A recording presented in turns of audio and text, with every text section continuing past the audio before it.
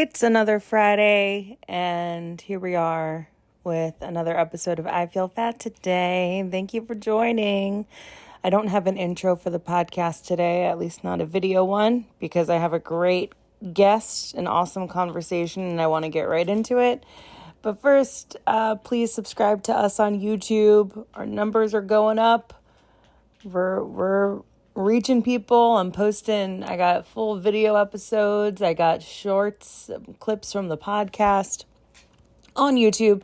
So subscribe there and you can watch the full video episodes, like, comment, subscribe, all the stuff. Listen to us on Apple Podcasts and leave us a 5-star review. Follow us on social media at I Feel Fat Today. You can follow me, your host, Kelly Taylor, at Hello, This is Kelly. And we got some good stuff. If you want to send us an email, you can find us at ifeelfattoday@gmail.com. If you want some advice, we've answered some emails already, and they're a lot of fun. I think I'm good at giving advice, so go ahead and do that. And I don't think I'm forgetting anything else. I just want to get into it. I think you guys are going to really like this episode with my guest. We talk prison food. We go into the creative side of commissary snacks, and let me tell you, I learned a lot, and it was really fun. So without further ado, please welcome my guest, Geo Perez. Action, we're live. You? Oh, that looks crooked as hell. Let me fix that. What's up, buddy? What's up, buddy? What you got there? Oh, you got a little treat? A little toothbrush? Oh yeah. A little greenies? Don't do anything. Yeah, I know. It's just, dude, I feel like most dog food is just scams. Oh my God, it's 'Cause all they'll a just eat scam. anything. Like dogs in Dominican Republic eat like the scraps from dinner. No, It's just, truly. like, rice, like basically they eat human food Yeah. and they survive. No, truly. Well, Finn is basically eating human food because we, they got us, man. We're white people that pay a lot of money for dog food. Yeah. He used to get shit. He used to get like Little Caesars bullshit. Now Yeah. he gets like Farmer's Dog fancy, Oh, yeah. where it's like real food. But I just want the little guy to be around for a long time, you know? Yeah, I feel like that dog food that they give, like that canned shit, could not be good for dogs. No, there's no way. You know what's funny? He still kind of has it, but he had this like crazy cough. Where I was like, is something wrong with him? And then Was he vaping? It sounded like he literally sounded like he had Dog's vape lung. vaping. Truly, he sounded like he had vape lung. And I switched his food over, and the cough like essentially went away. Like he'll sometimes get it, like you might even hear it, but it's crazy. I don't know, man. Dogs are just like us. Yeah. And Crazy. then they have like their version of fast food. Which Yeah. is most pet food. Most and it's pet like even food. dry food. I'm like, what is that? I know. Like, what do they? It's like they dry meats and scraps from like vegetables, and then make these little pellets. And I'm like, that can't be healthy. I don't even think it's just vegetables. I think it's like animal bones. Yeah. It's like shit, and also like plastic. Yeah, like solidified like beef broth or something. Like just the bottom of the barrel shit. The worst kind. And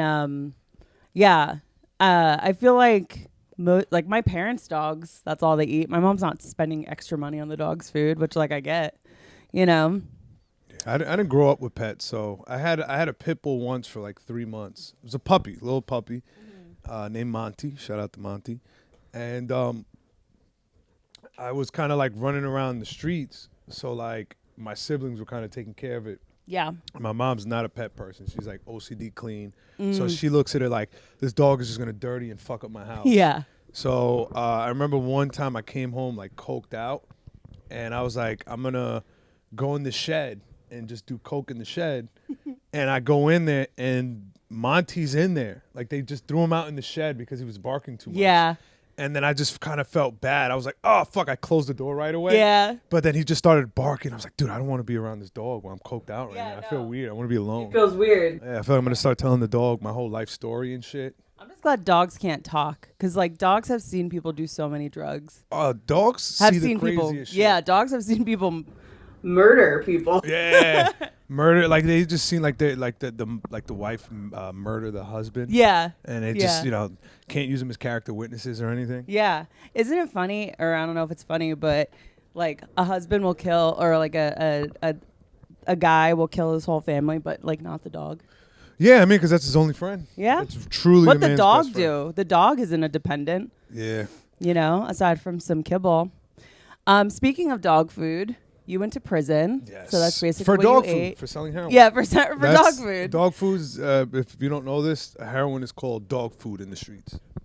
Listen, I'm white. I'll believe you. Yeah, no, I swear to God, that's not even really? a joke. It's not a joke. It really is called It's dog called food. dog food. Like, I got that dog food. Damn. Or So they'll get cute with it. It's like, yo, you got that Alpo, you got that Iams and stuff like that. Because like even the cops know right now it's called dog food. yeah. Oh shit. Well, this was back. I don't know if they call it something else now, but this was back like 2013, 14 when I was still selling heroin. Yeah. So I you think were I like stopped 2013 actually. In 2014 I was already done. I got my associates from Suffolk Community College hell yeah. in Shout out. broadcasting, and then right after my graduation, my daughter was like, about to turn 1, and I was like, yeah, I'm done. Yeah, Stop selling we're drugs. done with this. But I didn't stop doing them, and that's where I fucked up.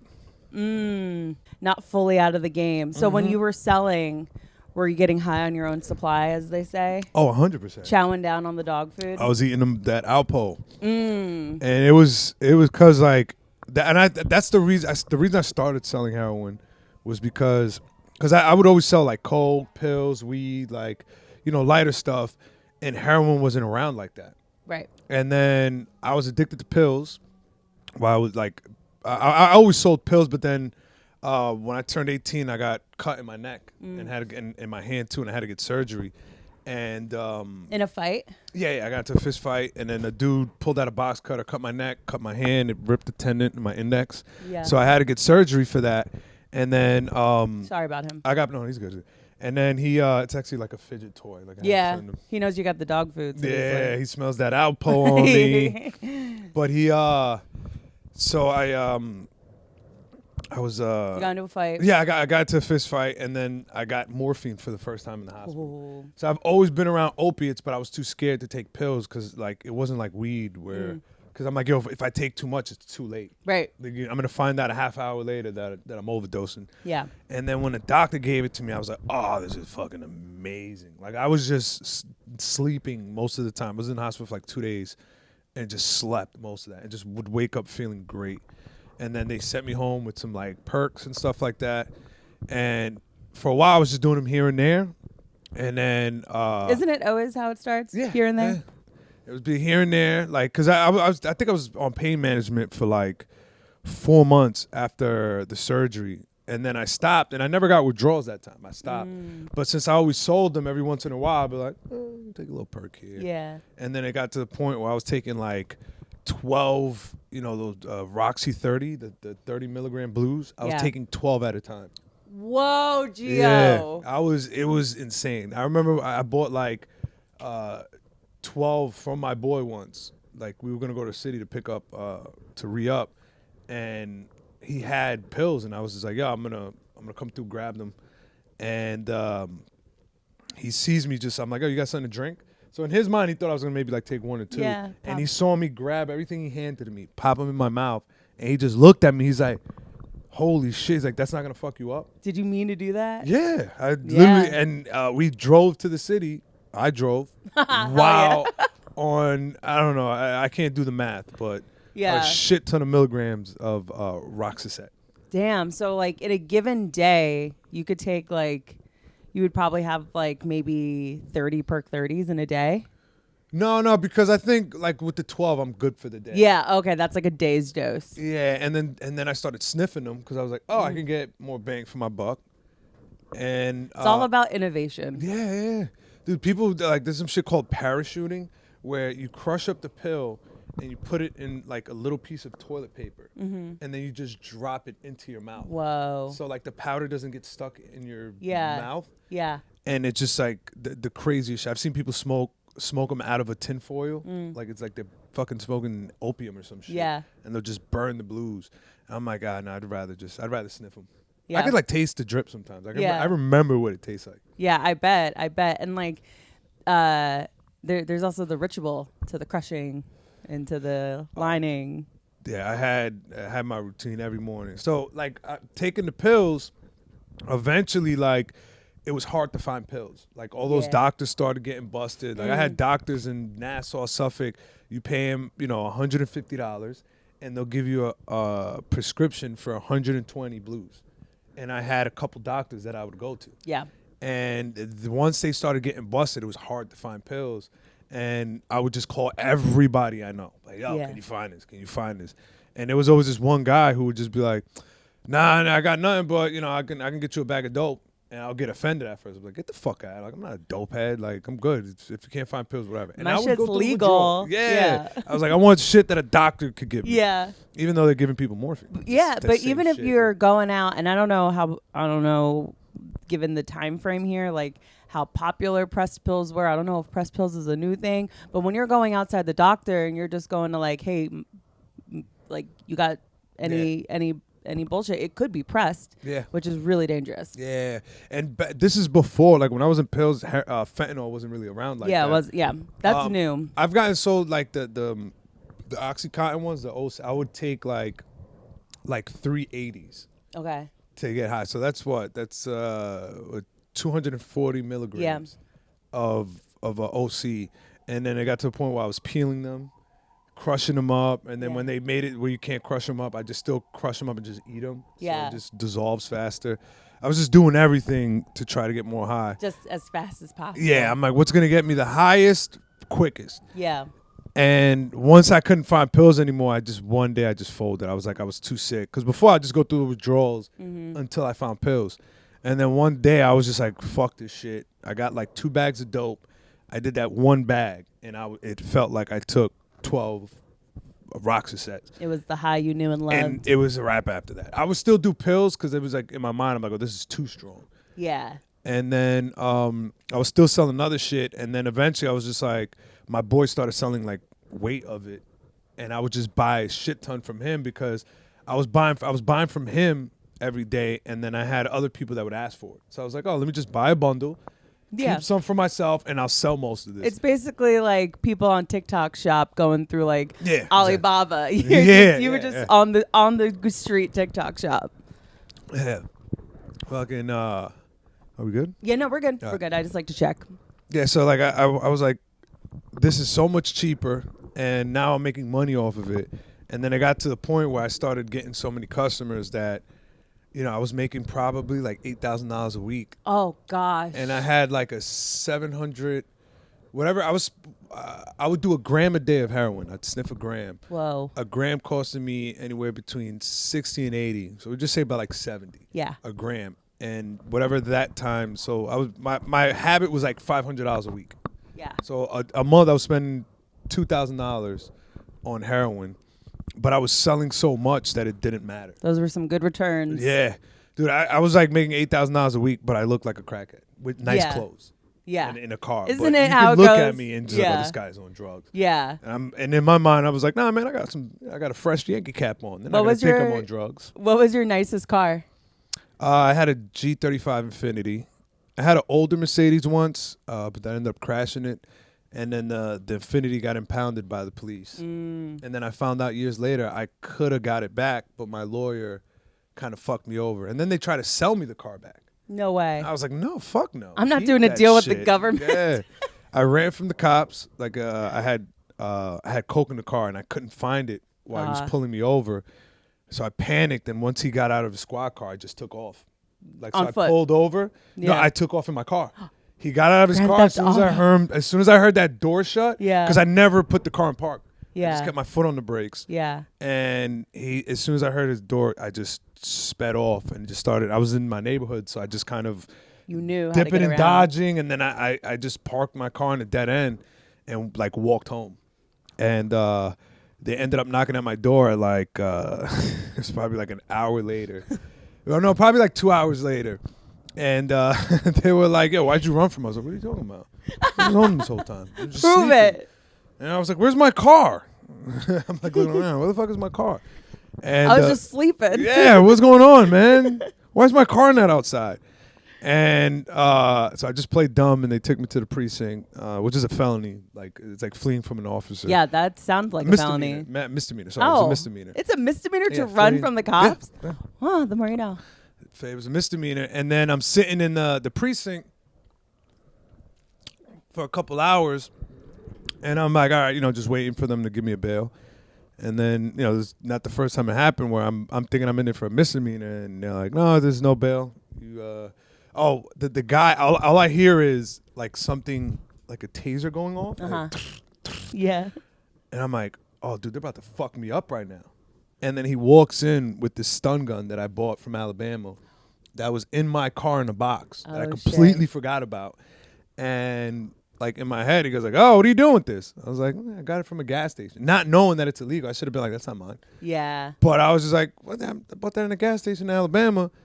And he goes like, okay. And he walks out. He leaves the room again, and he comes back in, and he's just like, yeah, it's a felony because you have a felony on your record, and it bumps up this misdemeanor weapons possession into a felony. Wow. So they're like, oh, your bail's $5,000. So I'm just like, fuck. Like, I'm in school at this time. This is when I was going to Suffolk County Community College. And I make it to jail, and I'm like, all right, I'll wait the 7 days. I'm like, instead of wasting, spending the $5,000, I was like, I'll wait the 7 days. They're probably not going to ROR me. They're probably not going to indict me, and I'll just get out in 7 days, and then I'll fight the case. But like 4 days in to me being in jail, I talked to my lawyer, and he's like, yeah, I think they're going to go and indict you. So if I was you, I would bail out now because if they indict you, your bail's going to go up. Yeah. So then I ended up bailing out, and then I just fought it in the streets for like 2 years where I was just adjourning every month. Yeah. And eventually, like, I was going with like letters from like teachers from school and shit. I made dean's list twice. I showed them that. I showed them my grades. I'm like, look, man, straight A's. I'm a good guy. I'm a good guy now. I'm not in trouble. Like, my professors love me. Yeah. Like, I know I'm going to fucking for TV and radio, but still, I'm fucking thriving. So they ended up just giving me like 30 days for that. And since I had like 4 days in the jail and the arrest date counts as one, so I had 5 days credited, and out of 30 days you do 20. So I literally just went in for 2 weeks. Yeah. Like I waited until after I graduated. Yeah. And I just went in at the end of the summer. I'm like, let's go. It's like a girl's version of like rich girls that just get overwhelmed by life, so they go to like one of those nice rehabs where it's like, for 2 weeks they just, eat smoothies and don't drink and meditate and go to like group therapy sessions. You did, where are you from? Long Island. You did the Long Island version of that. Oh no, that is the Long Island version. That's every white girl in Long Island. Yeah. There's so many people. Like I've been into rehab like once. It was like a 4-week thing. I only made it to 2 weeks. And the insurance was I was only supposed to be there for 3 because the insurance will only cover 3. At least you don't need insurance in prison. Yeah. Oh no, you get better health care in jail than you do in the streets. Yeah. Like there's like a rap bar. Jadakiss goes. He's like, I know people that go to jail. He doesn't say people. He says N-word. I know people that go to jail just to get their teeth fixed, and that is 100% that makes sense. true. Yeah, I'm thinking like, oh, you find a lump on your body, and you're like, let me commit some crimes. And let me go stab somebody. Real quick. And I'll go get prison. this checked out. Yeah, go get a mammogram. Yeah. No, truly, like I'm in debt. Well, I was in debt before, but I got into further debt because I had a root canal. I should have thought about that. Isn't that bad for you, a root canal? I mean, having a rotted tooth, I think, is worse. Because they say they just pull the whole shit out. They say I know. root canals cause cancer. I don't know why. I don't know. Everything causes cancer. This causes cancer. Yeah, cheers, man. Like diet cancer. What the fuck am I supposed to do? Everything is cancer. The lean cuisine meals that I used to eat, because they're low cal, those have cancer causing chemicals in it. Like every microwave food is fucking dangerous. Yeah, all the food in prison probably is honestly, just cancer.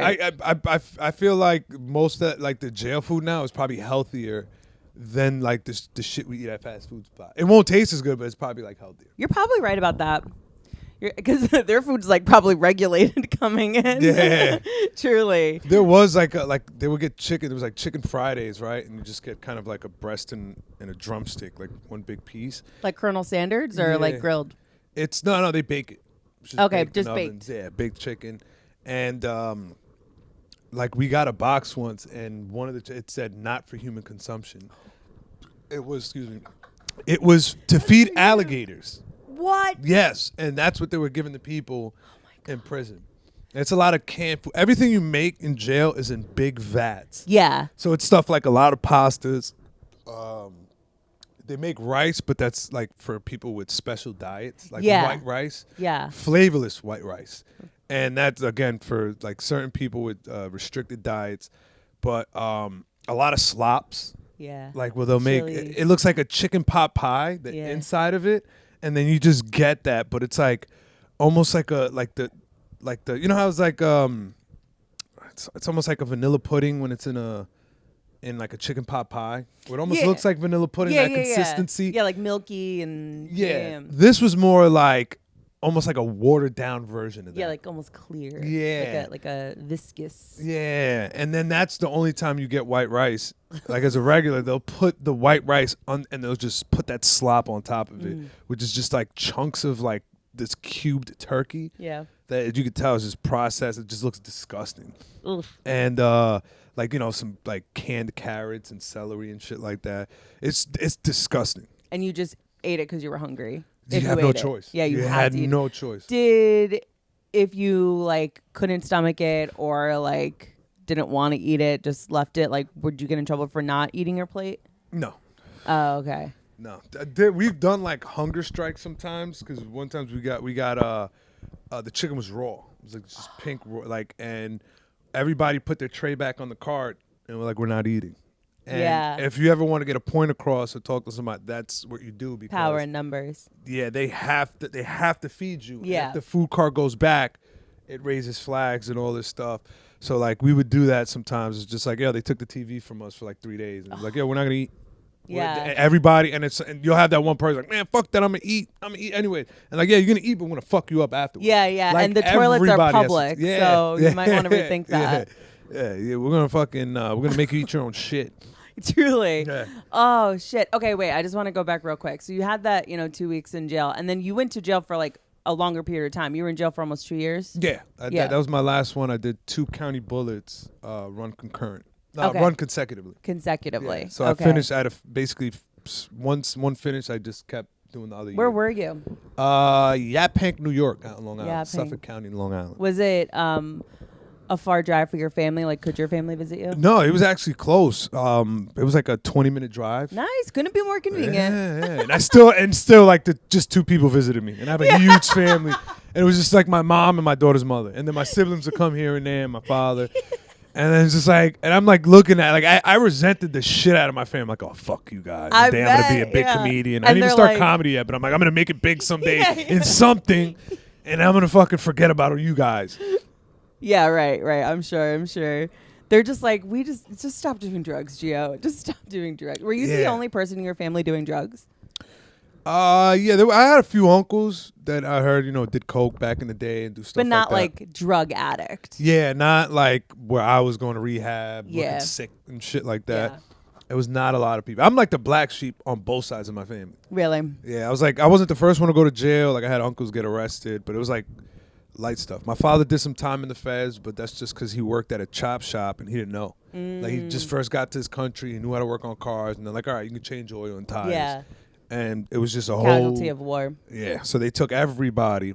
So he sat in there for like 9 months. But besides that, like little arrests, heavy price to pay. But yeah, damn. Okay, all right. I just want to get the timeline clear, because you're talking about hunger strikes. It's like you were in jail for 2 weeks. No, 2 years. Like what's the difference between jail and prison? You never been in prison, right? Never been to prison. No. Yeah, were you close to prison? Yeah, actually, when they were trying to give me 2 years in jail, I was like, no, I'd rather do a year in prison. But with the amount of time I had in, I would just go to this reception jail and probably just leave from there. Right. Like, they give you like your state number and they're like, all right, you're released. And then I would have been on parole for a year, which I was like, I can handle that. Yeah. It sounds like you're ready to get your life together a little bit. Yeah, but I didn't at first. Nice. I still came home and fucked up again. Yeah. Life threw me a curveball, and then I just said, fuck it. And that was the first time I relapsed on purpose. On purpose. Yeah, I would always relapse because my mind would trick me into it. Like, oh, you can do it this weekend. Yeah. Like, it's probably, just treat yourself one time. And then that turns into another 8-month binge. And this was the first time I said, nah, fuck this. My life sucks. I came home to nothing, and then just bought some dope Yeah. right off the. I already knew who to call. I was Yeah. just like, I had this number saved just in case. That's the thing. Like when you're getting off of drugs, especially at the level you were doing, you just have to change your number because you have to lose all your little black books. Oh, I had to change my address. I had to leave the state. Yeah. I changed everything. I had to change my identity. Yeah, I went on like a witness protection program on myself. No way. That's why I moved to Alabama for 3 years. Whoa. I didn't plan 3 years. After I had relapsed and my parents noticed, and I was like, I already lost the job that I had when I came home. Yeah. And I was just sitting home getting high all day. And then my father just comes and talks to me. He's like, yo, listen, man. And my father's never talked to me like this. He's like, listen. He's like, you're fucking up again. He's like, why don't you move down to Alabama? And my aunt offered me this when I first came home. And I was like, nah, I'm going to work on things with my daughter's mother. And, it's going to be all right. And then I found out that she was seeing somebody else after the first year. And when I came home, oh yeah, bro, I lost like 60 pounds of that jail weight in a month, and that was before I relapsed. Yeah. Like I used to make fun of people like, I can't eat, I can't sleep. I'm like, that's fake. That's not real. Like that doesn't happen. And then I just remember like realizing that I was like, damn, man, I wish I would have just found out in jail. You know what I mean? Like I come home all happy, like, yeah, I'm about to start my life over, and life was like, nope. Yeah. Back to your mother's house. And I was just like, fuck, what am I going to do? And I just said, fuck it, I'm going to relapse. I was like, I don't care. I was working with people who had shit, and I was just like, can you give me a bag? Yeah. And then once I relapsed, my father gives me the talk, and he was like willing to help me. He's like, listen, I got this little, hoopty car, because he sells like cars and shit. He's like, I'll give you the car, and I'll drive you down to Alabama if you leave. He's like, but we got to leave soon. Yeah. And he was like, decision. yeah. And then he was like, we'll leave Saturday. And I was already starting to withdraw, so I was like, no, let's leave tomorrow. Yeah, you're let's like, let's speed now. This up. Yeah. So him and my uncle just fucking drove me down there. And I did have I took some Roxaset down there. I had 20 left. And I was just getting high all the way down. And I think I had like 25, I had like 30. I took 10 for the trip. And then I gave my cousin 20. And I was like, just give me these like once a day when I'm really bad, just to kind of get some sleep. Portion control, if you will. Yeah. And the next day I woke up, I'm like, nah, just give me all. I'm just going to quit cold turkey. And I was like, the junkie brain. Yeah. And I like convinced myself like, oh no, it'll be great. But the thing was, there was a time where I was on Suboxone, like through I've a heard doctor. of Suboxone. So I was on it for almost like a year. And I Googled Suboxone withdrawals, and every comment was bad. Like, it's worse than heroin, it's longer, it's more painful. And I was like, oh, fuck this shit, I'm gonna go back to doing pills. Yeah. So I was doing pills, and right before I went down there, and the fucking withdrawals were insane. I was going through withdrawals for like 4 weeks. Damn. So imagine having COVID for a whole month. Yeah. Oh, like God. The worst part of COVID. Yeah. Because like usually like with heroin, you'll be sick for maybe like 4 days where it's bad, and then you're still kind of readjusting for a couple months, but you get through the worst part in the first week. It was not that. Like I remember I was up for like 5 days at a time, and then I finally get some sleep, and then not sleep again for 3 days. Like I wasn't even able to move. I remember we would go to Walmart and I'd be on the cart because all my I was like 125 pounds. Oh my God. And I'm just on this little scooter just going around because my knees hurt. And you're like in your 20s? Yeah, I was like mid-20s at that point, 27 maybe or something like that. Yeah. Yeah. Damn, Geo. Yeah. That's crazy. And that's when I started comedy. Yeah, thank God for that. Yeah, in Alabama you started. That's right. Damn, that's quite the story. Okay, I want to go back to the jail food real quick. Yes. So, my favorite thing about jail food is the commissary. Yes. And the fun snacks that can be created. So take me through that. What were some of the concoctions? And let the listeners know what a commissary is. So commissary is just basically a store. It's not some places have an actual store where you go, like some prisons that have that. But it's just like, some inmates and one cop putting a bunch of things in a bag that they deliver to your dorm. So where I was at, it was like that. You order on the computer before it was a sheet. And then you could just get stuff like, like Lay's chips, ramen noodles, those like rice you can make in a bag just by adding hot water, ring dings. Like, it was very limited what I was at. Like, if you go to Rikers, it's fucking different types of Doritos, different like flavors of ramen noodles, like the fucking 25-cent ones. Yeah. And that was gold in there because you could only get 2 in order. Damn, you why? You only get 2 bags of rice because people would just get too many. Oh, okay. And it's very limited. So there's certain things that sell a lot that they try to they'll try to. It's an inventory issue, right? Yeah. Which like you go to McDonald's, like, all right, only 2 McRibs. Yeah. We only have a certain amount, and the best part about that is the type of stuff people create with that. Yes. Right, because like it was called cook up. So this is the only option you have if you don't want to eat the jail food. Right. But you only have so much food, so you're eventually gonna have to eat some of it. Yeah. Some of the stuff that comes on the cart. But they would take the bag rice, right, and then they'll crush up a ramen noodles, throw it in the bag, and then they'll be making a sauce on the side. And they'll take the little cup, they'll add like whatever condiments you can get. Yep. So like you'll save up your ketchup packets, mayo packets. You get this cheese spread on commissary that's just like, you know, the cheese from the Ritz crackers that you dip in, like that you eat with the little red. Yeah, with the red spoon. Yeah. It's just basically a jar of that. So you just whip that up. So you have the cheese, and then you add like milk. If you have seasoning from the kitchen, you can throw some seasoning on that. And they make like this, like almost like a dressing sauce or whatever. And then at the same time, you'll have, while the rice is, cooking in the hot water, you take like those Jimmy Dean summer sausages. Okay. That are just kind of cooked already. And they'll just dump that in a cup of hot water. Yep. And let that cook. Get them warm through. They'll take the Slim Jims, but it's not the actual Slim Jims. It's like some, those bodega ones. Yeah. And then you just cut that up into little chunks. And then when the sausage is nice and hot, you cut that up into little pieces. And then you'll throw that in. They'll have like a garbage bag that they'll open up, a fresh one, obviously.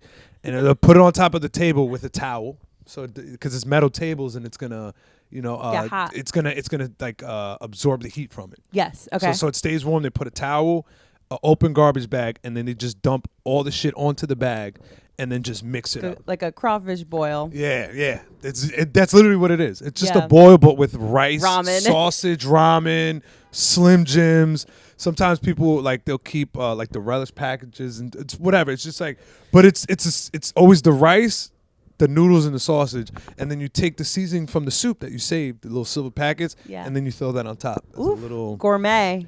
Best. I want to make one day. I want to make it on video and show people how to make it. You need to. Yeah. That is a web series, dude. I'm sure. Hell yeah, that could be like a. What's your podcast? 20 on the gate. On the gate. Yeah. I was thinking of your show. Yeah, that could be like an on the gate segment. Yeah. Subscribe to Gas Digital using promo code OTG. We get money. If you're already signed up to Gas Digital, unsubscribe and then resubscribe using that promo code so we can get a little kickback. They won't know the difference, man. They might know, and we might get shit for it, but who cares? Hey, come on. Do it for the love of the game. I'm stepping on everybody's toes that's at Gas Digital. I like that. We're like Gas Digital here. I have bottled water and Diet Cokes. Yes, man. You just need the Slim Jims. You need the little mini Slim Jims and the pistachio ones and some little cans of Pringles. Hell yeah. We'll get there. Hopefully we'll get to the point of not recording in my apartment. Oh, that's the move, man. We've been there. We were just talking about it today. We went through like 5 places. Like we was at this place, Too Much Content. You remember that? Oh, I remember them. We was there for 20 episodes, and then once that was over, they had to move. We went to Karen Feehan's. Okay. So we were recording at Only Feehan Studio. Oh, all right. That makes sense. For, I think, like 2 episodes. Then we had to go all the way to Staten Island to record at Pat Samaha's house. Oh, shit. And we couldn't even get guests because we can't. It's like offensive to be like, hey, you want to drive into? You want to take a ferry to go do a podcast that you're not going to pay for? Yeah. So it was just me and Derek for a couple episodes. And then we got the offer not the offer, but Lewis was like, hey, you can use the studio. Nice. Just pay the producer. And then we were there for like a year, and all of a sudden they did like a business restructure. Of course. And they're like, all right, this is not a charity, this is a business. Yeah. And then we got into a little heated water because we started mentioning something that happened between Derek Drescher and Dylan Negri. Oh, nice. There was about to be a fight in the studio. Oh, gosh. So I love the drama. So we used that as an excuse of why we got that email that they're going to start charging, which was just a bit, but we have ADHD and we jumped to the next thing without saying, like, we're just fucking around. Everybody got that email. It's not just us. Right. So people took it to heart and just started blasting Lewis and Gas Digital on Twitter. Like, oh, you fucking kicking out OTG for Dylan Negri. Fuck. And that whole universe hates Dylan Negri. If you don't know who he is, it doesn't matter, you know. But they all hate him. He's just like, you know, the villain. Right. So they were just like pissed off. And some people who didn't even watch the podcast was like, yo, I've never seen this podcast, but Dylan sucks. Fuck you guys. And it was like Lewis called, like texted me, called me. And I'm like, oh, fuck. This was such a mistake of, like just a bit gone too far unintentionally. Yes. Oh, yeah. Like totally unintentionally. So we talked about it with Luis J. Gomez, and we smoothed it over. And then there was a misunderstanding 2 weeks later, and we was just like, okay, we're not welcome here. And we went and recorded at Pat Samha's new place in Brooklyn. We did one episode, and I knew people were going to be watching it and like trying to, you know, take shit from it. Yeah. And Derek wanted to go in, and I'm like, nah, just because we're not there, let's not fucking make these guys our enemies. Absolutely you know what not. I mean? Like they're still, like they're OGs in what we want to do. Like they paved the way for us, and they're supportive, and they let us use it for the studio for a year for free. Yeah, like that's a fucking huge favor. Like this shit would have just went to the wind if he didn't give us that opportunity. Yeah, and we grew just from us using it there. But Derek was still pissed off, and he goes like, my co-defendant told me not to talk about the situation, but I will say one thing about the tweet: the truth lies in the middle. And Lewis just fucking went off. The next morning, 7 o'clock, I wake up to this big paragraph. He's like, you disloyal. And I was like, fuck, what did I do? Now he's mad at me. I'm like, I don't want this guy mad at me. And we ended up talking it over. And then a couple weeks later, like a month later, he's like, hey, man, I'm going to sign you guys. Hell yeah. So it was a roller coaster. It was a roller coaster. So with all that being said, unsubscribe to all the other podcasts and subscribe to On the Gate. Or Hell yeah. Just check out the podcast. Use code OTG. OTG. At gasdigital.com. Can I tell you about the dessert hookup please. that they have? So they'll take, so you can get like a Snickers, you get M&Ms, you get a coffee cake, like a Drake's coffee cake, and then ring dings. And people will make cakes out of that, like a whole other cake. Damn. So they'll take like the cinnamon crumbs off the coffee cake, they'll take the frosting off of the ring ding, and then they'll take like the sponge cake part of it, throw it in the garbage bag, pour milk on it, and then just mush it together. Ooh, right? Innovative. And they make it into like kind of like this log, right, where it looks like a big Twinkie. Yeah. And they'll take M&Ms and a Snicker, chop it up, and put it in like this like an empty peanut butter jar, and then just run that under the hot water, and it melts it all. So then they'll take that, pour it on top of the new cake mix that they made. It's like a sauce. Yeah, it's just like a little drip on top, and then they have crushed up M&Ms, just like crushed up into little pieces. Like so, you got the peanuts and the chocolate, and then they'll sprinkle that on top, and it's one of the best fucking cakes you'll ever eat in your life. Okay, amazing. Never mind a web series. Like, there's gonna be a Netflix show. Yeah. Where ex inmates are doing this. Yeah. Or ex convicts. It's already on TikTok, and it's doing big on TikTok. Yeah. I saw a guy do hibachi on TikTok. And I was just on the like, metal tables. No, there's people that have done that. Like they have a metal table in their room, With and this what guy would utensils? make pies. It's prison. No one can have weapons. Bro, they'll find ways. They're cutting like sausages with their like ID cards and stuff like that. Like what we would do is we get this like this kind of thick plastic spoon, like a reusable one, and people will bend the top like back and forth. Yeah. And you know how like the bottom of the spoon it kind of curves a little bit. It when you break it off, it has like the two edges on the side. It's just like almost like it looks like a razor, like a shaving razor, like where it just kind of loops out, and then you have like these two pointy things, and that could be used as a shank or to cut your sausage for because that's what shank was my first thought. Yeah, but that's a shank. Like if you get caught with a spoon like that, you're getting put in a box, you get a weapons charge, all that stuff. But I'm just the dorm chef. I'm just the cook up guy. Yeah, I wasn't gonna use that on somebody. Guy. There's like blood on one side, some sausage on the other. That's a strawberry jam reduction I made earlier. That's from the jam and peanut butter. Yeah. Don't worry about that. Oh, so creative. People are so creative. Oh, dude, I learned how to light a cigarette with just 2 batteries and steel wool. 2 batteries and steel wool. So like you're basically SOS a Boy Scout. Yeah. You're literally a Boy Scout. So it's like you could either go to the Boy Scouts or you could go to prison. People should get badges. Yeah. Like here's your making a lighter out of Here's your a shank wall badge. outlet. Yeah, there's your shank badge. There's your rape badge. Your ramen crawfish badge. This is your bakery badge. This is a cook-up badge. Yeah. Your what is it? Your protest badge when you all decide you're not going to eat the raw hunger chicken. Hunger strike. Yeah. Hell yeah. Instead, no, you just get demerits on your record or go to the box. Or a new charge in the box. And the box is fun, man, because that's where the show we used to have 23-1 came from. Because box, you're in yourself for 23 hours, and you come out for half an hour. So it's not even an hour. It's not even an hour. So you have 30 minutes to use the phone and shower in that time. I can imagine what those phone calls are like. They're terrible. 15. Well, before we would, they would hack. It was like kind of payphone. Yeah. So it would be like you're making collect calls to people. Yeah. And people figured out how to use those long distance calling cards like Boss and like the stuff that like Indians used to call, back home. And they would you hack the phone where like when they ask you your name, you just have to fill that timing up with a noise. So it doesn't matter what you say, like so you just have to say something from beginning to end, and then you hit like pound 4 times, like and then all of a sudden you hear this click come on, and then you put the card number and the pin in like back to back. Yeah. And then it'll be like, you have 5 hours. And then they'll just keep that, and then you could just call anybody. Nice. Instead of it being a collect call where, they're going to get charged like $1.50 a minute. Right. And people would just kind of get in on a card. Like, yo, I got a 5-hour card. Me, you, like you make time slots. Yeah. And then somebody else puts in a card and they have time slots. And if you fuck with the time slots, that's when the shank gets involved. And the Bloods always, like the gangs always had one phone and they had another phone for everybody else. How did you know where to go? Because it would say Bloodline on the thing. They would like write in pen like Bloodline. It was labeled. Yeah, it was labeled. Yeah, it was just a bunch of gang. Oh, you just knew like that left phone right there. Yeah. You don't touch it unless a blood dude says it's okay. Yeah. Damn. Yeah. Oh, the poor guy that doesn't have a clue. Mm-hmm. Oh, I've seen it. Yeah, that's why I would not survive because I'd be so oblivious. Yeah, and the thing was like the first time I got locked up, I was like 16, and I had to learn a lot the hard way.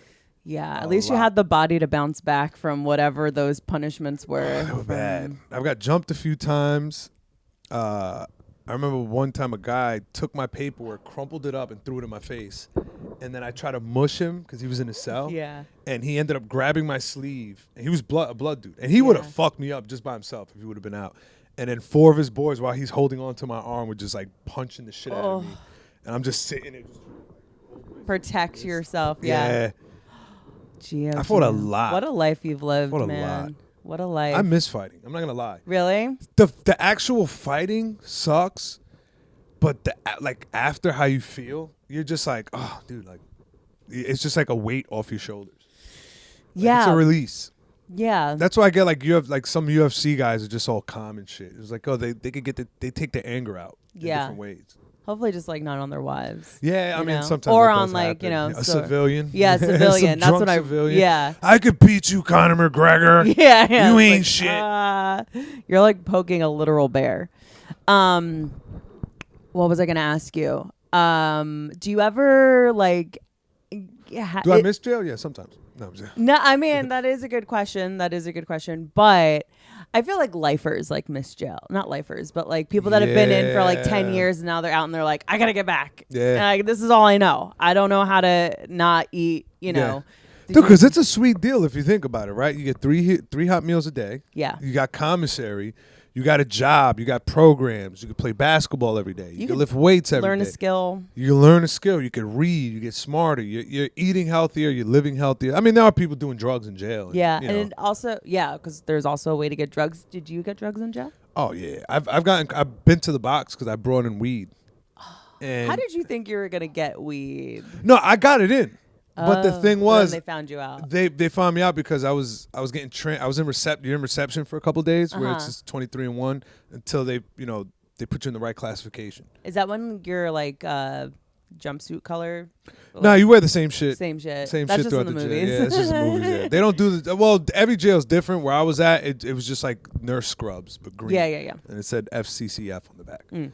But like when you go in, it wasn't like that when I started. You get your classification right away. Yeah. Like before you even go up. But they stopped doing that. They're like, all right, let's keep some of these guys, in here. We're gonna see if they're, withdrawing and stuff like that.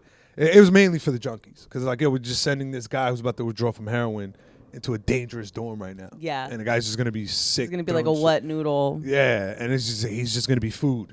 Yeah. It's open. This is fresh fish. Yeah, whatever. yeah. Open season. Yeah, and so I was in there, and I was like, oh fuck it. I took a balloon out. I had like one with matches and one with weed, and I'm just smoking while I'm in reception. And one day I'm taking a nap, and I had it kind of like stashed right next to my bed in case they were coming in. I could just take it with me. But they're like, yo, roll up, you're going to another jail. So I just kind of grab it. I didn't really have time to kind of like fix it up to put it in my butt or swallow it. Yeah. So I just kind of put it in my dick hole of my underwear. Yeah. Like where that little space space is, the flap, like there's almost a pocket that goes under. Like it goes to your gooch. Is that called the gooch? The gooch stash. So it's the gooch stash, and I had it tucked in there, and I get moved to the jail. And while I remember in the bus, somebody's like, "Yo, somebody got that loud." I'm like, "Oh shit!" My gooch is not concealing this loud. I'm like, this thing is reeking. It was sour diesel too. Yeah, New York sour, so that shit was shit. just reeking. And I go, I'm in the lobby of the new jail, and I'm walking by a guard, and he goes like, "Somebody got weed on him." So I walked to the fucking, they put us all in the bullpen, and then they were going one by one, taking everybody and strip searching them. So they take us to the showers. I'm in the showers. I take all my clothes off. I'm butt-ass naked. They make me lift my sack. I got to squat, drop, and shake my tail feather or whatever. Yeah. And I get up, and because, when I walked into the shower, one of the cop goes, "Oh, it's this guy." Yeah. And once I got naked and they didn't find anything, they're like, "Oh, okay." And they're like, "What happened to You're the like weed?" a magician. I was just like, "Yo, I smoked before I went into jail. Like, Yeah. I got weed on me." And they're like, "All right." And then the guy, like, I'm picking up my clothes, and the guy just he picks up my underwear to pass it to me, and all of a sudden Like, he don't goes help like, me, you bastard. but he picks up the underwear, that fucking weirdo, not my pants, not my shoes. I would never want to touch someone's He goes underwear. right for the underwear. Maybe he knew. Maybe.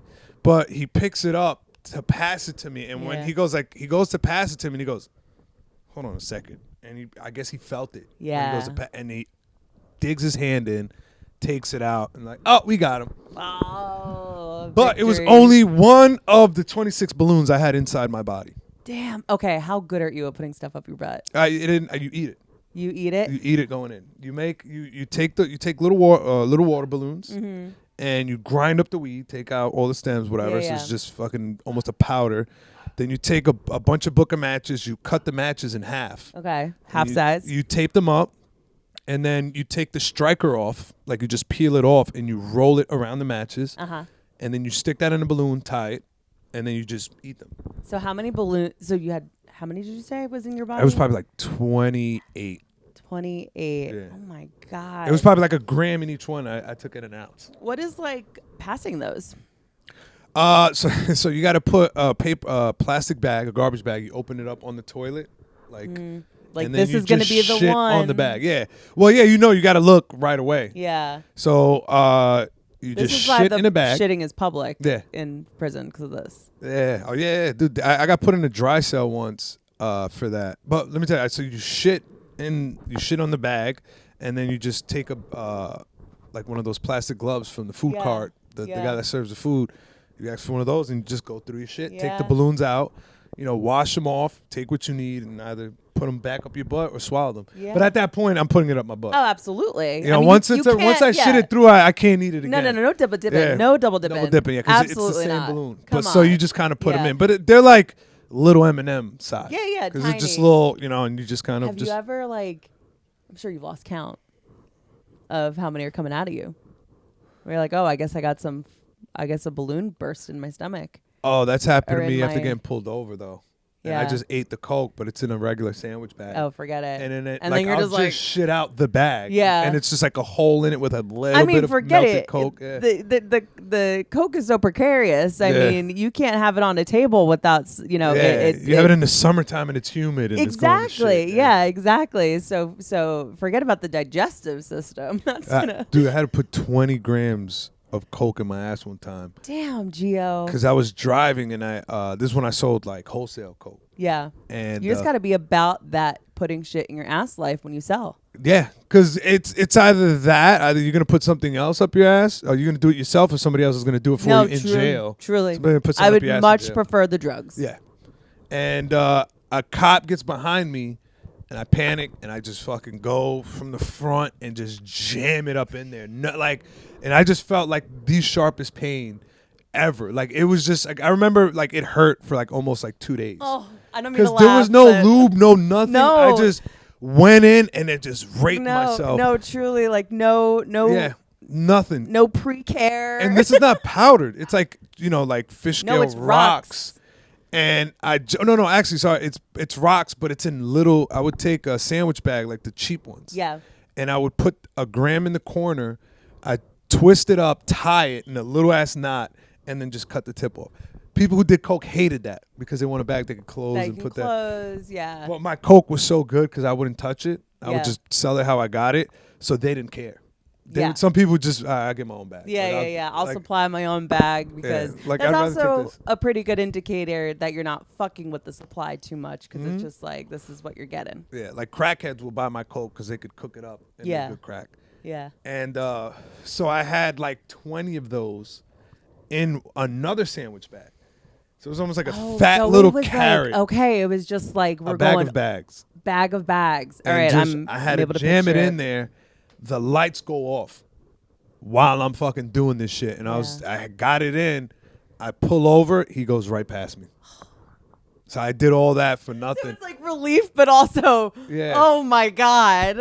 And I have to call some ex-girlfriends and apologize. Dude, when I pulled over, it was right next to a gas station. I went into that gas station and sat on the toilet for probably like 5 minutes trying to push it out. Oh. And I was just like getting lightheaded because I'm like, yeah, like I cannot go to the hospital for this. Yeah. And then like when it came out, sorry to get graphic, there was blood all over the bag. I would imagine you ripped up your asshole. Yeah, and I was just wiping blood from my ass. Yeah. And then I'm telling my boy that. He's like, dude, you don't put it in your ass until you know you're getting pulled over. And you should have waited. But I was like, I panicked. I didn't think. And I was just like, fuck, this is a shit ton of coke. Seconds to spare. Like you can't be sitting here wondering, all right, how's this gonna turn out? Yeah. You acted on instinct. Yeah, I had more than half ounce on me. I was doing that's like I think that's an A felony. At that point. A or B felony. So it's just like I'm doing at least a 1 to 3. Yeah, it's worth it. Especially with my record. Yeah. Damn, dude. Do you suffer from hemorrhoids? I think I got hemorrhoids once after that. That would imagine. That's like trauma to your asshole. Nah, but I think I had hemorrhoids once a couple years ago, but that never happened. And then unrelated. Somebody told me you get hemorrhoids from jail, not from the ass rape, but because you're constantly sitting on metal benches. Nothing's padded. So you're always on a metal bench all the time. Yeah, that makes sense. And I have no ass. Yeah, so I think I got hemorrhoids from that. Yeah. Also, the toilet paper is probably sandpaper. Oh yeah, toilet paper sucks. That's gonna give you hemorrhoids. Yeah, toilet paper sucks in there. It's just shitting in there in general is terrible. Because no matter where you're at in jail, somebody's seeing you take a shit. Yeah. No matter what type of like minimum security, you're in a cell with open dorm with like 60 people. Dorm. It's like almost like a gym with a bunch of bunk beds, and then the bathroom is just kind of like a couple urinals right here, and then toilets side by side with a divider that's probably like this high. Right. Oof. And like what they would do is they would put like old bed sheets up and then cups of water on top of it to hold up the sheets. Yeah. And that's your cover. But like everybody sees you from the shoulders up, just sitting there, just it's reading. Like one step above an outhouse because it's inside. Reading Inc. magazine or something. Yeah. And it's just, and you walk in there anytime, you're just smelling shit constantly. A lot of people there don't shower. Oh. And the women's dorms is worse. Oh, I cannot imagine. My God. With what happened, like menstruation and no. Oh God, there's just like terrifying. 60 women in a dorm, all on their period. I'm disgusting if I'm left alone by myself. Like if Joe, honestly, not even when Joe's gone, but if I'm really left to my own devices and I'm sitting here rotting, like I don't have to leave the house. I'm not booked. I'm like Yeah. just, sitting at my computer, like working, whatever. I personally can get disgusting. Never mind when like 60 women are together. Doing that. Oof. Yeah. Gosh. Yeah. It can get pretty smoky. Yeah, the men That you won't dorms be are able to cleaner. find weed though. No. And not in a women's prison. No, you will. The smell's It's so easier. overpowering. Oh yeah. I just smell. Dude, like the men's dorm where like people go mop the floor around the guards like Yeah. booth or whatever, so they won't smell it. And then they'll have the one shower running and a guy in there spraying aftershave from commissary with hot water. Yeah. So they make like this cologne. They'll just be spraying it in the air. Yeah. While another guy just keeps mopping by the fucking Yeah. security booth while 4 people are jammed in a shower stall smoking K2 or something. Oh my God. Yeah. Oh God. The smoking The K2 first in time prison. I smoked K2 in jail was it was horrible, but it became fun after I stopped getting paranoid. Because I go in, I'm smoking with the guy that brought it in. K2 spice, right? Yeah, that's Okay. spice. Oh, And no. the guy was like, yo, he tried to like charge me for it. And then like the Latin King dudes was like, nah, he's smoking for free. And then the guy's like, all right, you can take 2 hits. And like in my head, I'm like, I'm going to take more than 2 hits. And he's like, no, you're not. Yeah, so I take it, he's like, yo, you hit it first. So I took 2 hits and then it went around. And before it even got back to me, I was just gone. Yeah. I was like, what the fuck is this shit? And they'll tell me, don't hold it in too long. I held it in. Yeah. And then I was like, yo, I don't even want this. And as soon as they were done, like they smoked as quick as possible because you got to be in and out. You're not chilling. Yeah, it's not like it's just babysitting and outside shit. the stand, And, like shit, passing a J. oh shit, they're about to do their punch. Yeah. But as soon as that happened, like they all walked out the shower all at once, and I got paranoid. I was like, fuck, if I walk out with them, that's mad suspect. Yeah. Let me stay in here for a couple more seconds. And then I was like, fuck, I'm going to walk out the shower fully dressed with no towel or soap in my hand. And I stayed in there for a little bit. And then I remember just walking out, like not trying to look at the security booth. I'm like, And then I remember just going to the sink, washing my hands, washing my face. And then the whole time after that, I'm just walking around the dorm. I'm like, yo, you think they're going to run in here now? You think they're going to run in here? And then everybody's like, yo, Jib, just calm down. Yeah. Just like go sit and watch TV and relax. But I was still so paranoid. And then after like a half hour, I realized, like, all right, they're not coming. I just sat in my bed and just watched TV for hours, and it felt amazing. It felt like a Damn. weed high. Wow. But at first, I had that paranoia. I was just like super anxious. Yeah. And not a great feeling when you're in jail. It feels No, like no. everything. Like I live with the cops. Like they're your roommates essentially and your bosses. Yo, And when I first started smoking weed, like I would smoke at my house and I would look at my window like every 15 minutes. Yeah. Like, oh shit, is my mom coming home? how old were you? Like Oh, shit. 14? Yeah, like 14. I was like, oh, yo, the cops coming? Damn, Yeah. somebody smelled this. Yeah. I would get super paranoid. It also was when back in the day when weed was not. Not legal at all. Like I've gotten locked. I've been to the precinct a few times for weed. Yeah. It happened a few times. And I remember one time I smoked. I had my daughter's mother send me weed to Alabama. This is the first. One of the times I went down there once in 2010 for like 3 months to clean up, and then 2016, and I ended up there till 2019. But one of the times I was out there, I had my daughter's mother. No, I think it was the first time. Sorry. I shouldn't have took the edible. I realize it's kicking in right now. You're My great. brain, No, I'm no, all you're over good. the You're place good. like fucking bird shit. And I go to I call my daughter's mother and I'm like, yo, send me an eighth. My boy's gonna give you some weed. Mail it to me overnight because I'm like, I need some weed. And she and I tell her what to do. I'm like, all right, good. And then the package gets there the next day. I open it up. It's a bar of Irish Springs in a box. And I'm like, why would she send a bar soap overnight? Yeah. Like, I told her to get a teddy bear with a gift, and you stuff it Yeah. in the teddy bear. And I open it, and the bar soap is cut in half, and there's nothing in there. There's no weed in there. And I'm like, fuck. The postman took it. Somebody at the post office took it, or Yeah. a delivery guy, and they just was like, oh, we'll take the weed, send them the bar soap. Yeah, This yeah. is not a lot of weight, whatever, we're not going to Mhm. bother.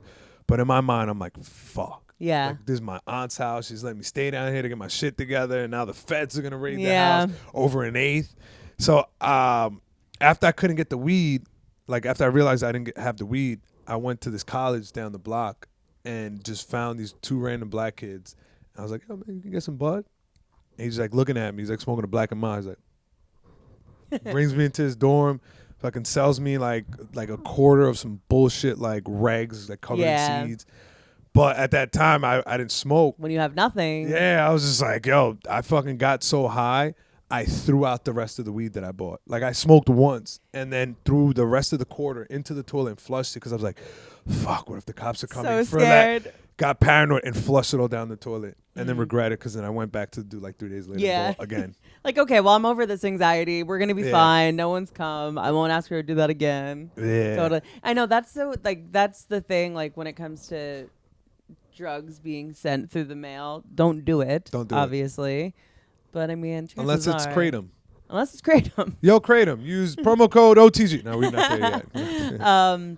But like, the postman's just gonna take it, or whoever. Yeah. You know, delivery guy's just gonna take it. So. But they closed it back up. That was the best part. Is they closed it back up and it's just like, here, dickhead. Yeah. And it was some good weed too, man. Like my boy smoked some fucking fire. Damn. And I was so disappointed. Know. This area of weed, like, that's not Alabama weed, man.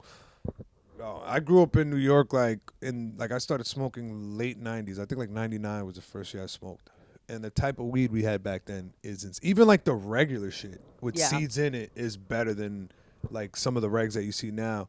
But now they have all this chemical, you know, like genetically modified weed that's just like, oh, this is not good for your brain. Yeah. That's why I had to cut back on smoke. I took an edible today, but like I cut back smoking a lot because I'm like, this is burning me the fuck out. The edible that you took, was it one that came like through like someone's kitchen, or was it like, you know, you into homemade?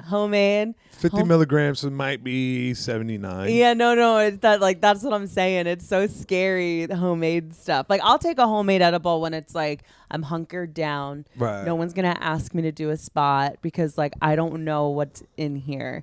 But edibles from, like, you know, the nice New York City dispensaries, like the barrier to entry to weed has definitely gone down over the years. Oh, doing comedy on edibles is the worst thing. Oh my God, it's hell. I could not. If I can't stay on script, if it's not a crowd that's just gonna enjoy me doing straight material, and I have to like improvise or something, it's gonna be bad. Bad, so bad. Like I'll ask a question, and be like, oh yeah, that's what's up. Yeah, like nothing back, cool. like just terrible crowd work. Just not doing your job entirely. Yeah, I was like, let me get back into this joke. Yeah, totally.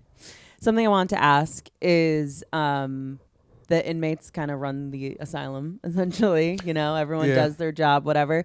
So, fellow prisoners are working in the kitchen.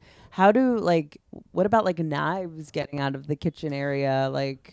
Well, I think you go through metal detectors when you come back from the kitchen, and most of the knives are like those steel zip line, whatever. Like, it's just like on a metal rope to the table, so like you're not getting that off. And like you don't really, and not every inmate could touch that. Like I was allowed to touch that because I lied, and I was like, yeah, I have restaurant experience. Like I was a busboy when I was 14, but like I worked in the kitchen as prep. I was like, I cut lettuce maybe once or twice. Yeah. But I've watched in a Food Network where I was just like, and I would cook myself at home. So I ended up cooking for the guards. Oh, shit. So I worked under civilian cook. So I didn't have to do that other shit that everybody else was doing. I just go hang out in the back. Nice. Eat fucking great food right when it's fresh. Yeah. And it's like basically the green room of the jail. Yeah. Of the kitchen.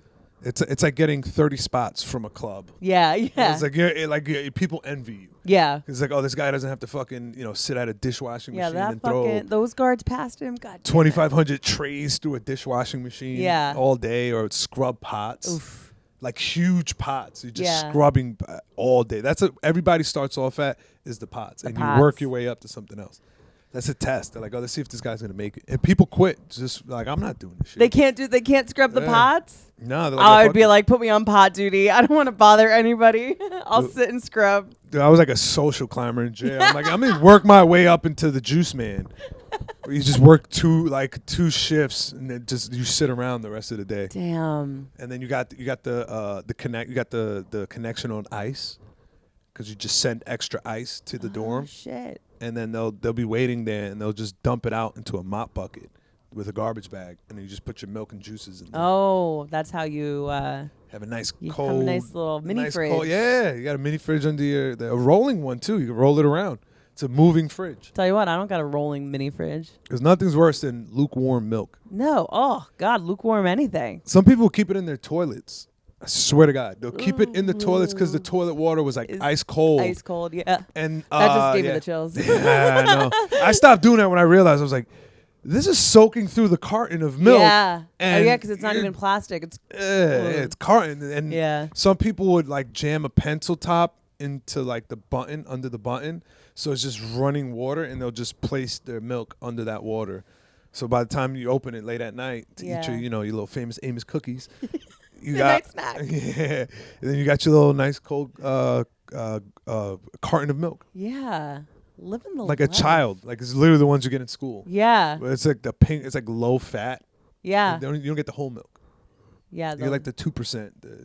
They don't want you guys getting too big and strong in prison. You know, you can beat up each other better. Got to give them the low fat. Yeah, we gotta keep them skinny. Yeah, totally. And sterile. No, I used to work at a state facility. I worked at this place that's now closed. It was called Woodbridge Developmental Center, and it was for mentally and physically handicapped adults. They came in as kids. It's real sad, whatever. And they all lived there, and it was ran like a state facility, and prisons are state facilities, you know. And how was the food there? Not mediocre. It wasn't prison food. Yeah, it wasn't prison food, and I wasn't eating it, you know. But you know, mostly Ensure when I think about it, because everybody had a feeding tube. But just like the milk cartons you're describing and some of the snacks, I'm like, oh yeah, Woodbridge had that. Yeah, I mean, school food and jail food is not that far off. Yeah, it sounds extremely similar to you like get them in a the tray public with the school little cafeteria. dividers and stuff. Yeah. This one's just more rubbery. It's like that silicone rubber. Because you don't want to be able to beat people with it. Yeah. Because they had metal trays before. They stopped giving that to people. I would imagine. Talk about a weapon, man. Yeah. It was just a circular metal plate, and they stopped that, and they had them in the kitchen. Yeah, dude. I've seen somebody throw it at somebody's head in the kitchen once because they still had the plates in the kitchen. They just wouldn't use it. Right. And the guy just grabbed it and chucked it at a guy he was arguing with. Did he get hurt? Nah, he missed him. Whoa. But yeah, the guy, he was on the pots, and he's arguing with the guy who was making peanut butter and jelly sandwiches, and he just grabs the metal plate and just went like this, and the guy moved out the way in time. Oh my God. And it just hit the wall, and the guard gets up, like, what the fuck? Get the fuck out of here. Sent both of them back. Yeah. But only one of them got kicked out the kitchen. Yeah.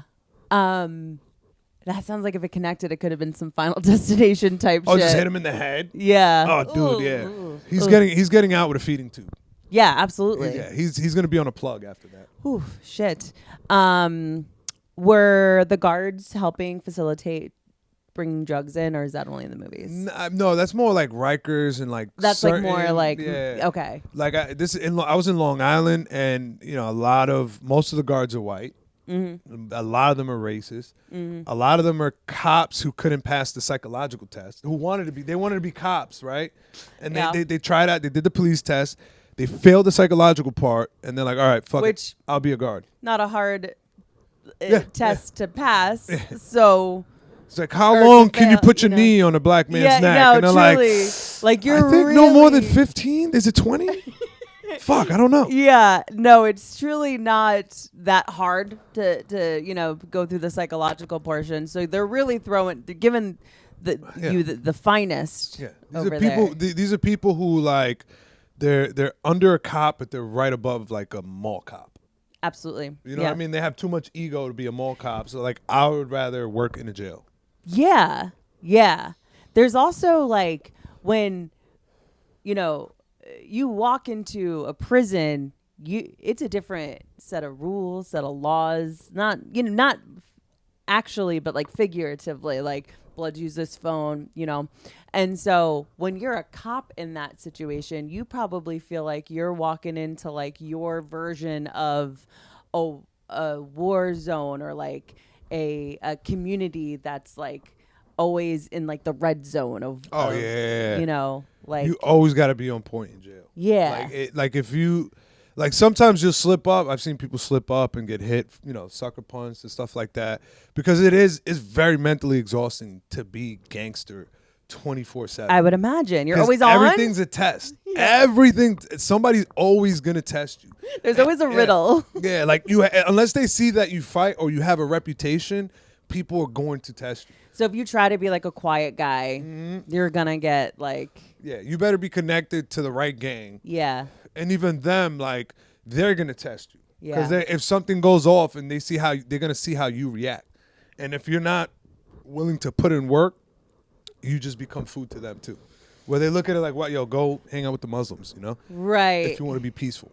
Right. Okay. So that's like there's very little options. Yeah.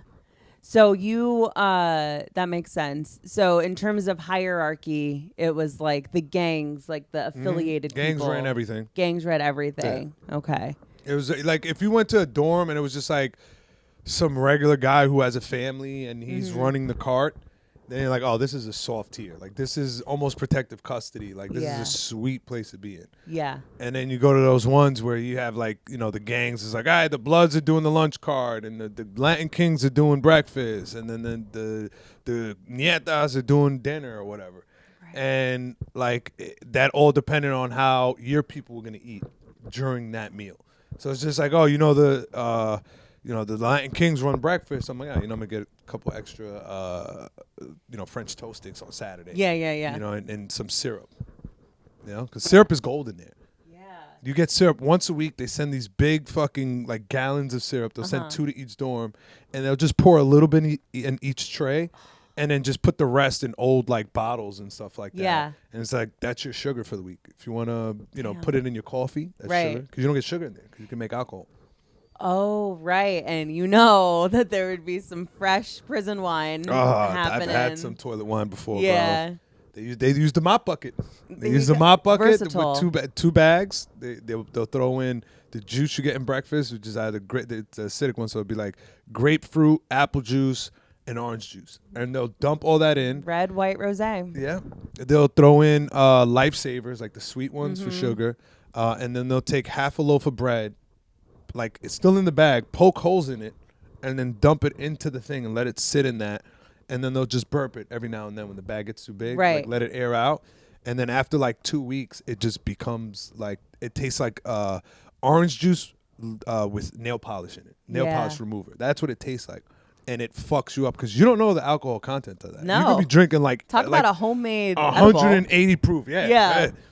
And I've gotten fucked up. And you got like cut up apples and oranges in there Sangria. Too. Yeah. It's like a sangria. It's like a jail sangria. Jail sangria. But it's orange. It's an orange Geo, sangria. you have got... You know how like Mark Norman and Sam Morril have Bodega Cat, Tom and Segura and Bert just, put out a vodka. You have got to put out a jail-themed sangria. Let's call it toilet wine. Toilet wine? Okay, It'd be like the Liquid Death version for wine. For wine. Yeah. And call it toilet wine. And people are like, toilet? Who the fuck is going to... It's marketing because it's like, that sounds disgusting, but it has especially a nice ring to it. Especially because, wine is something that, like, I think is... You think girls, like, oh, my girls and I are going to get wine.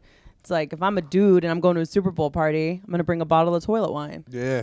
And I'll make sure all the alcohol is brewed in prisons to save on labor costs. Yes. And just pay them 13 cents an hour. Slave labor, no big deal. Yeah, give them some money for commissary. Yeah. Like, hey, it's $20 a week. You got modern day slavery, and then you just have it. So it's just like straight from the source. But it has to be sold. Organic toilet wine. It can only be sold in black neighborhoods. Yes, I like where you're going with this, guy. That's great. Only in black neighborhoods it will be. And then once it gets to Williamsburg, it won't be cool anymore. No, we can't. No, I was gonna say it can only be sold in those giant like Carlo Rossi jugs.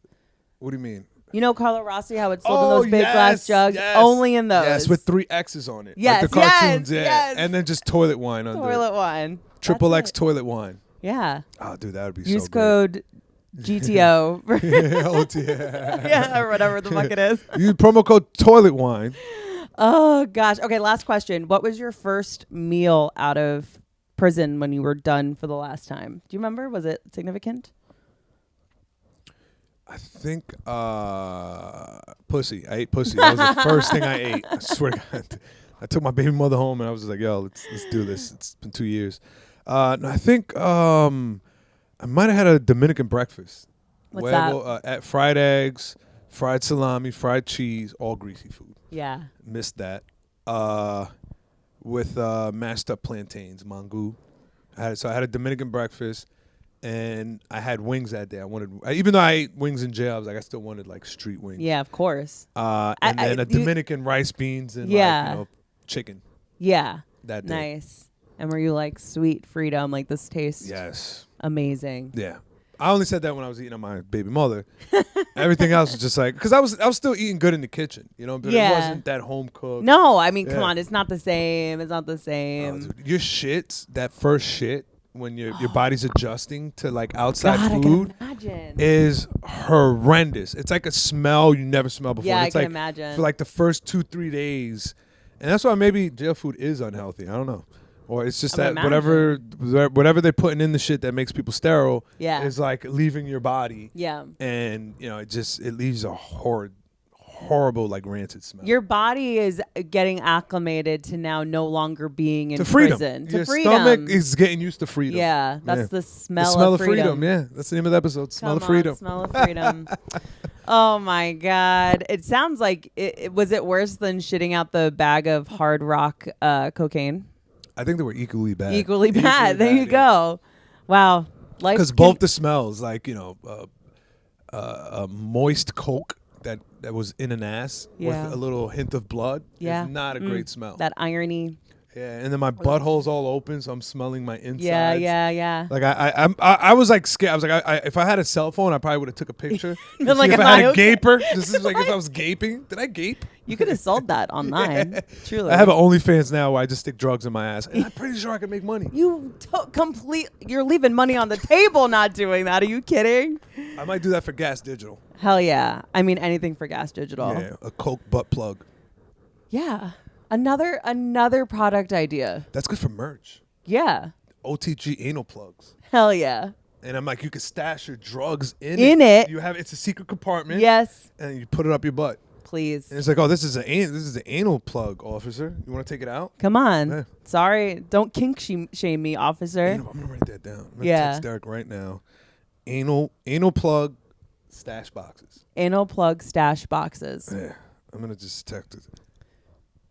Anal plug stash box for merch. You heard it here on the I Feel Fat Today podcast. This is where it was making birthed. It happen. This is where it was birthed. Yeah. I love that. Geo, you have been a fantastic guest. So fucking interesting. So cool. You're one of the coolest people I know. We started comedy around the same time. Yes. 2018, right? Old times. 2018. Hell yeah. I moved out here 2019. 2019. I started 2018, but I moved to New York 2019. Nice. Amazing. Yeah. Where can people find you? Follow me on Instagram, Geo Perez 86. Same thing on X if you use that. Subscribe to our I was gonna say OnlyFans. Subscribe to our YouTube On the Gate podcast. And if you're a fan of comedy podcasts, sign up for Gas Digital. You have people like Godfrey on it. You have Legion of Skanks, The Left First Show, a bunch of great shows. The thing is, you get a whole Mike Bingsby if you're a UFC fan. You got a whole bunch of great podcasts you could check out. Uncensored, that's if you want to see us go wild, because now our YouTube stuff is going to be censored, so it's not going to be as funny. Yeah. But that's where we let loose on that one. And if you use promo code OTG, we get like $3, so help us out. You can also see Joe Gorman. He's been on the podcast. He does Real Ass Podcasts sometimes. One of our greatest guests. Yeah, he's done On the Gate. You hear that, Joe? You need to do On the Gate again. He'd be glad to. He does Real Ass Podcast a bunch. So if you subscribe to Gas Digital, you can check out the uncensored version of that. And yeah. All right, guys. Until next Friday. Bye. Peace.